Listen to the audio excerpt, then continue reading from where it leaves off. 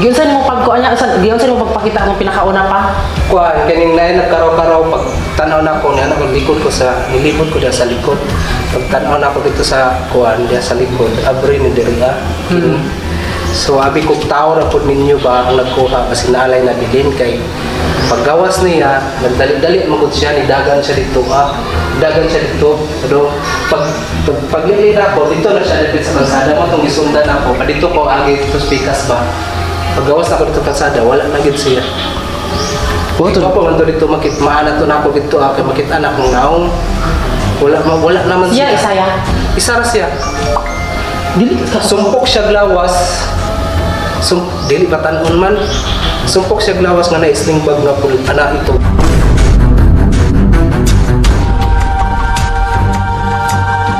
Ang sabi daw po ng pulis mga kalab ay hindi daw siya dumaan doon sa may bintana mga kalab.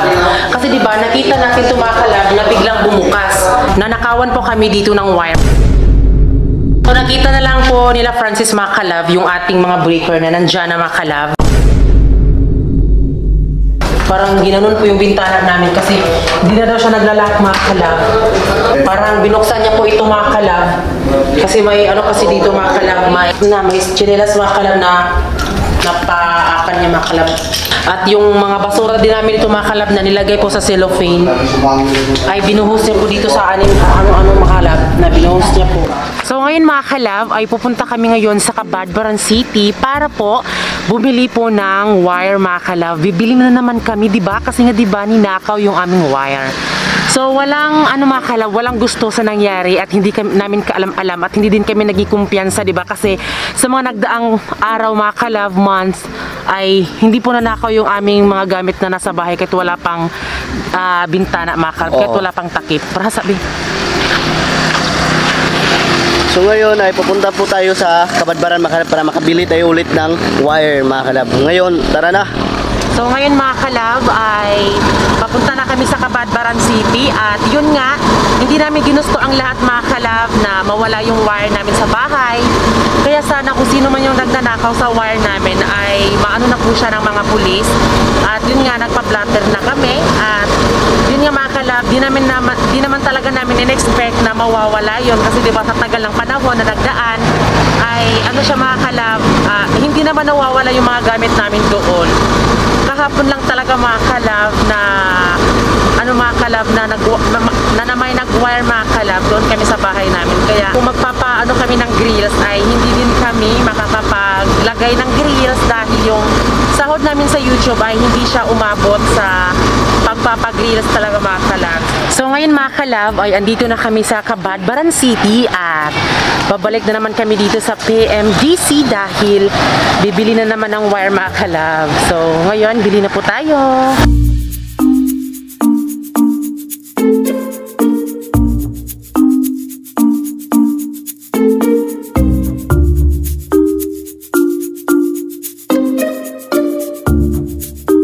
So, ito po yung nanakaw sa amin mga kalab, kaya bumili na lang kami ng bago.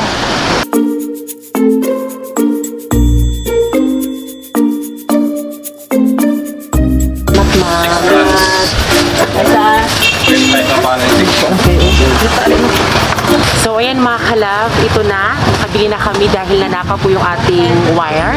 So ngayon dahil nabili na natin mga kalab, tuloy po ang paglalagay po ng ating mga wire sa bahay. Let's go! So ayan mga kalab, andito na kami sa bahay namin at yun nga, nakabili na kami at simulan na po namin yung aming paglagay po ng wire. Ayan. Itutuloy na po namin mga kalab. So, ang hirap tanggapin kasi 'di ba, hindi naman natin alam kung ganun talaga yung mangyayari, 'di ba? Hindi naman talaga natin in-expect kasi 'di ba, bihira na kasi mawalan kami dito, 'di ba? Kasi sirado na kasi yung bintana, 'di ba? Ayan po si Kuya. Naraya mo na ba na yan? Oo. More gini ito black yun, no? White to katong nako. Ay, pero pwede na siya ya. Pwede lang maram na silang size. So ngayon mga kalab ay tuloy po ang paglalagay po ng kuryente dito sa aming bahay. At ganon ang buhay mga kalab. Merong hindi magandang mangyayari, merong maganda na pangyayari. Pero kailangan na lang natin talagang tanggapin ang mga nangyayari kasi nangyayari na. Yes, O diba? mga kalab. Kaya ngayon mga kalab, gusto na naming magpag-grills pero wala kaming pera na mapapag-grills mga kalab. Kaya I hope na maintindihan niyo po mga kalab. Sa susunod na lang mga kalab. Basta sa ngayon mga kalab ay iaano namin yung grills mga kalab. Iaano namin yung dito mga kalab. Kuryente pagpapatuloy na pong paglagyan.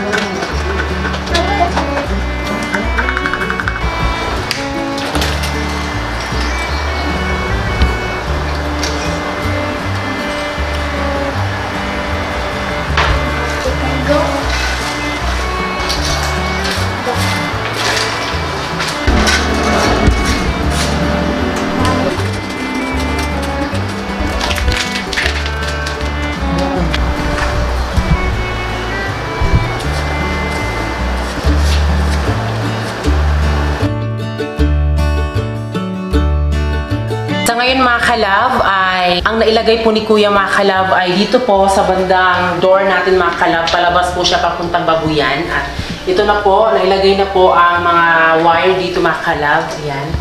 So sa ngayon, ang susunod na gagawin ng mga kalab ay lagyan na naman ni Kuya yung wire dito sa aming kwarto mga kalab. Yan po. Balik na dyan. Ayan po yung isa. At dito din po, ay, ano ang siguro ito nga sa di pabot nga niya? Makuan ba daw siya sa aircon? Kuan? Wire sa lang na ya.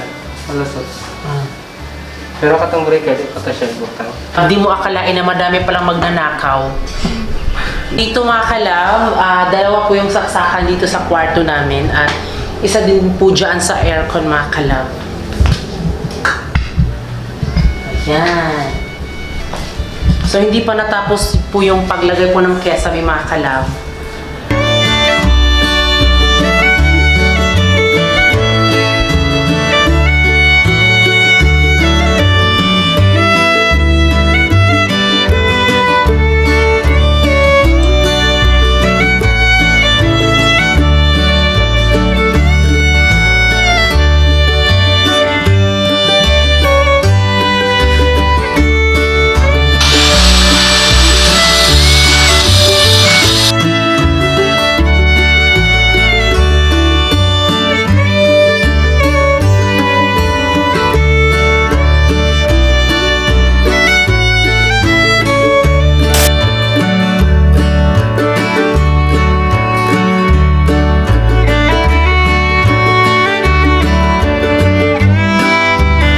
mga kalab ay tapos na pong nalagyan po ni Kuya ng mga wiring.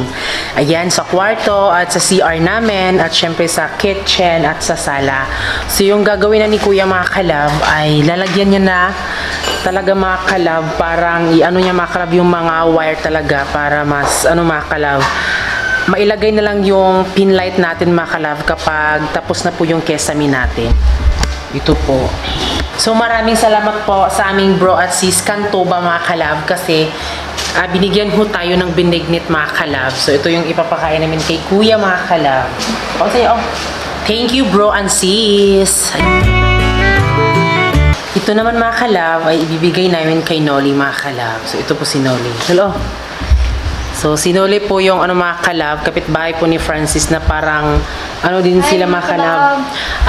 Parinti or mga kalab, pinsan po. So si Noli po ay doon na po siya tumira sa amin mga kalab. So kasama po sila dalawa ni Giselle. At soon, kapag tapos na ang bahay, dito na din sila titira. May kasama na kami ni Francis. Matagal na po sinuli sa amin mga kalab. So ayan po, ginawa na po ni Kuya yung mga dapat gawin sa ating wire mga kalab.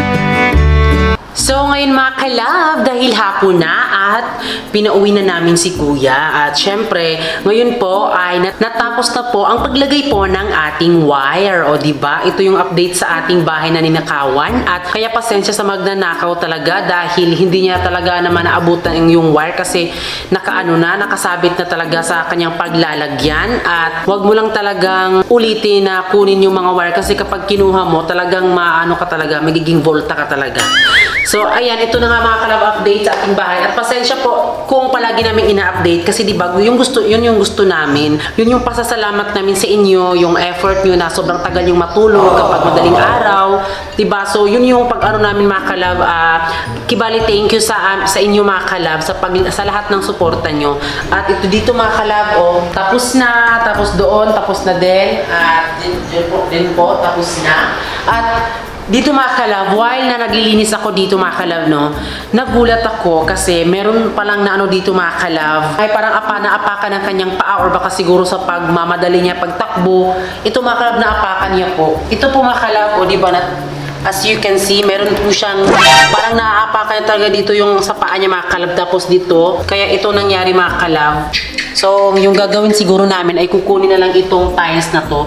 Kaya papunta siya dito mga kalab. Naglinis din po si Francis sa ating paligid pero sad to say talaga. Meron naka-video, di ba naka-video tayo be? Oo, naka-video. Ayun, na-erase.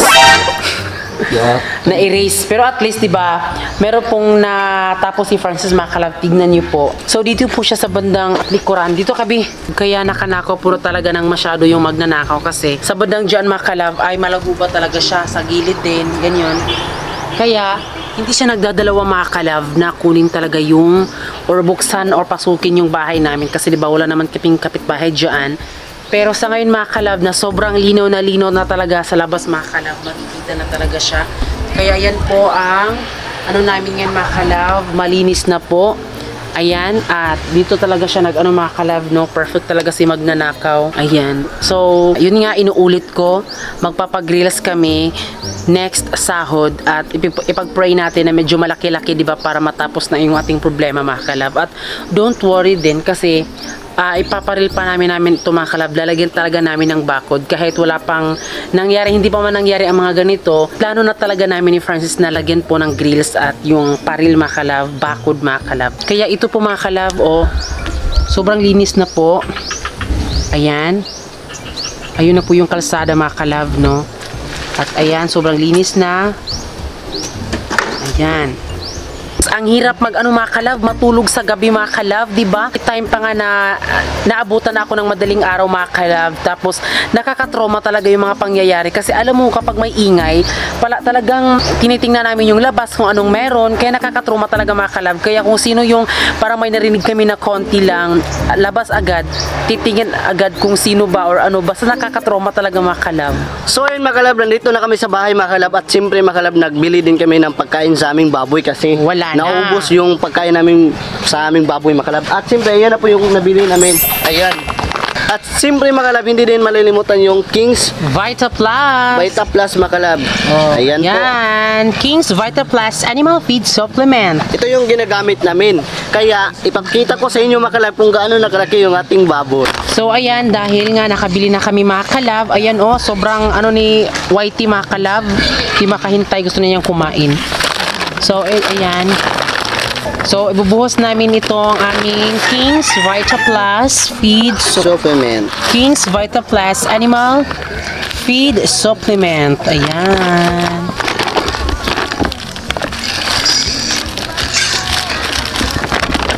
Ibubuhos lang namin yun mga kalab para hindi na siya hassle kapag kumukuha kami ng ano mga kalab. Tararan, tan, tarararan, tararan. Ah.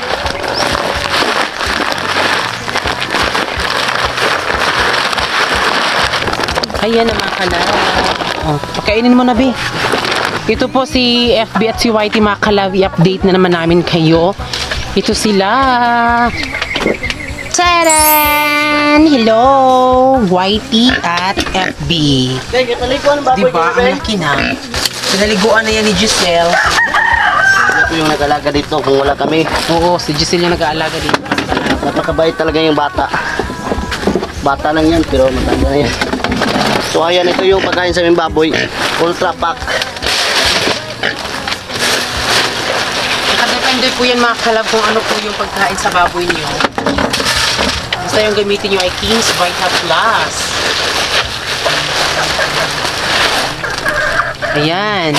At yun nga mga kalab, napakain na namin yung baboy at yung mga manok ni Francis ay tapos na palang pinakain at nilagyan po namin siya ng ano, Intenso Plus, Intenso Power Stag at Intenso Premium. So pipili lang kayo doon mga kalab kasi meron namang iba't ibang mga klase na para sa manok doon, sa mga likes sipon at sa mga sakit mga kalab, pwedeng ipainom nyo mga kalab, pwede din sa tubig. Wala.